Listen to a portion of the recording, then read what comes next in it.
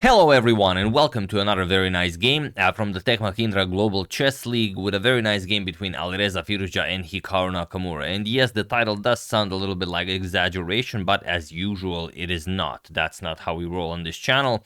And Alireza is without a loss now. Not just without a loss, he won all of his games. And out of the games that he won, he defeated Magnus, he defeated Anand, he defeated Hikaru already in the first part of the tournament, and he defeated MVL twice. Only Anish got a draw in the first round. So Alireza is absolutely crushing it, like in pretty much every event that he plays nowadays. And Hikaru, while not having a bad event, he's not really winning games. He did beat Anand. All of the other games ended in a draw, and he did get that one loss to Alireza. So that's why it's a pretty tough position for Hikaru, even though if you look at their overall score, their head-to-head score, Hikaru is much better. In classical, Alireza never defeated Hikaru. Hikaru defeated Alireza 3 times, and 4 of the games ended in a draw. And if you look at rapid games, Hikaru does have some 10-game lead. It's like 40-30 in Hikaru's favor. So yeah, Hikaru still doing better overall, but you know, Alireza, he's very much a different player than he was a week ago, a month ago, a year ago, or you know, whenever those games were played. So let's see what happens here. Alireza with white opens with pawn to c4. He goes for the English opening. e6 by Hikaru goes for the Agincourt defense, g3 and d5.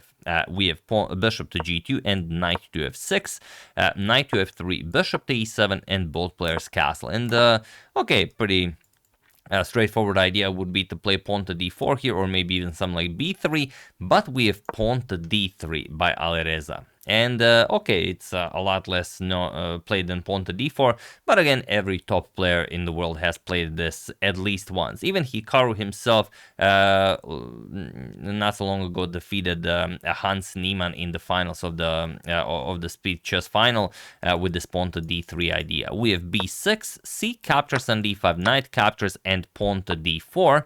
Bishop to b7, and now there are a couple of games that reach this position. Rook to e1 is a known move, but here we have the immediate pawn to e4, and it is now as of move 9 that we have a completely new game. So okay, knight back to f6 by Hikaru, and pawn to e5. We have knight to d5, and Alireza goes for Hikaru's king, pawn to h4. We have knight to d7, Hikaru continues development, at some point probably rook c8 and pawn to c5 will be played, knight to c3, and Hikaru trades. Knight captures, b captures, and pawn to c5. You could prepare it with rook c8. Hikaru says nope, there's no need to do that.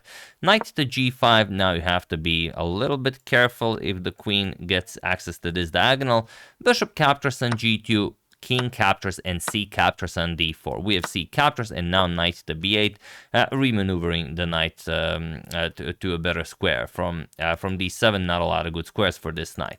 We have queen to f3, now putting the rook in danger, as the knight has disconnected the queen and the rook, and queen to d5, offering a queen trade, which Alireza goes for. Queen captures on d5, e captures, and now knight to h3. We have knight back to c6, and bishop to e3, pawn to f6 going after Alireza's strong center, and rook a to c1. We have rook a to c8, and now knight to f4.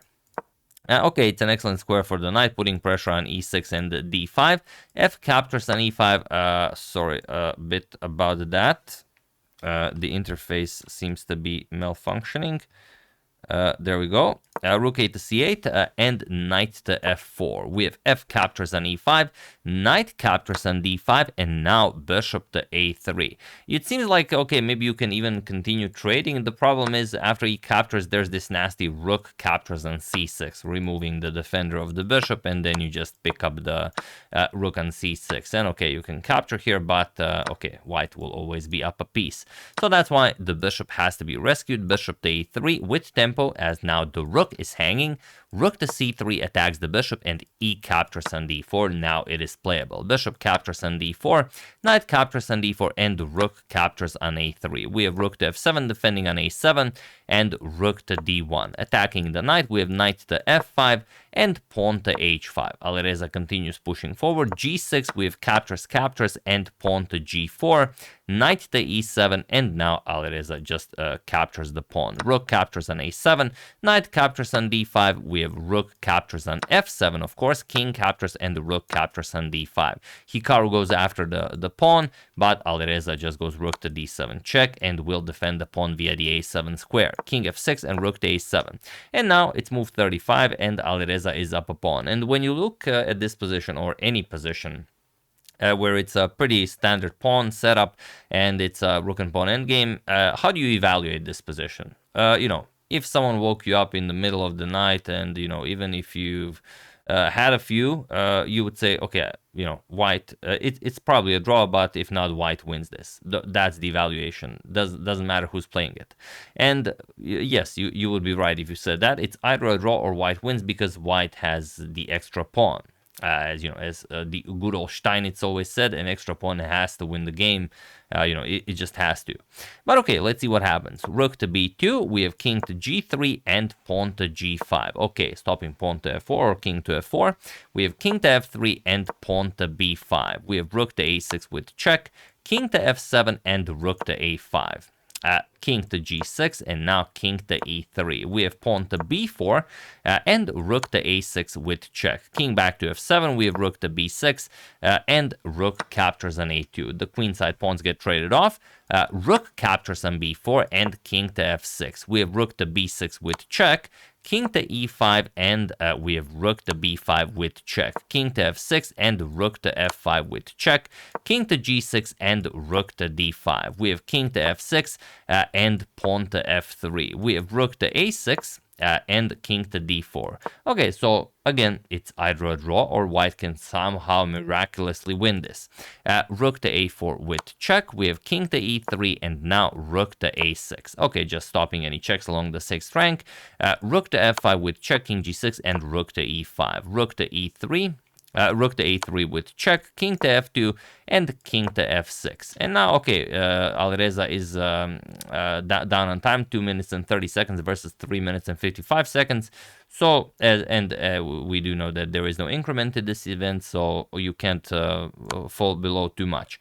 Rook f5 check, king to g6. We have rook to b5 and king back to f6. We have rook to b6 with check, king to f7, and now rook to d6. We have rook to b3 and king to e2. We have rook to a3, rook to d3, and rook to a5. King e3, king to e6, rook b3, rook to a4, and rook to b6 check. King f7, rook to d6, rook b4, and rook to d4, offering a trade of rooks. And of course, Hikaru declines, even though it is a draw.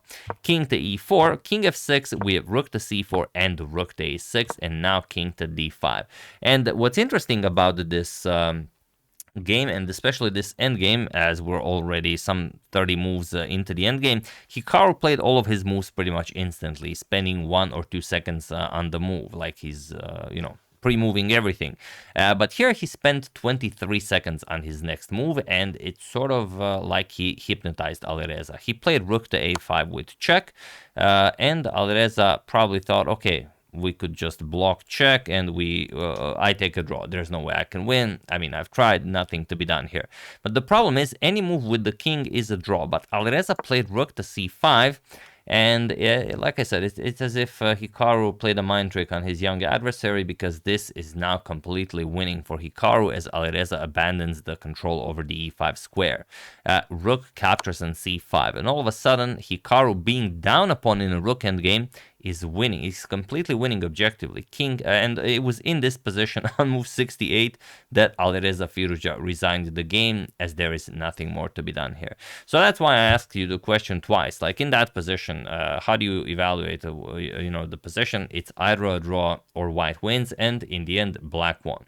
And like I said, it doesn't matter who's playing. Here you have two amazing players, Alireza and Hikaru, but yeah, there's no continuing this, because after you capture, you'll just play king to e5, and there is no more stopping that black king. You'll just gobble up everything and promote that pawn. And you know it's a win with the black pieces, so it yields 4 points, not 3 points, which is also incredible. But yeah, that's why chess is amazing. That's why we love chess, and that's why you never know how a game might end until it actually ends. There's even a saying about that, not really sure how it goes. But yeah, here he resigned because for those of you who like it when I finish the games, like I said, you will gobble up all of these pawns, like king capture, doesn't matter where the white king goes to, you're going to capture the other pawn as well, king e2, king h3, now you're going to start advancing the pawn, g4, you can even allow king to g1, doesn't matter, you can shoulder off the white king, but you can even allow it because now you get the opposition, and once the king moves, now you claim the 3 critical squares, and that's it, the pawn will promote into a queen, and now you can easily checkmate the white king. You could also get a rook, it also works.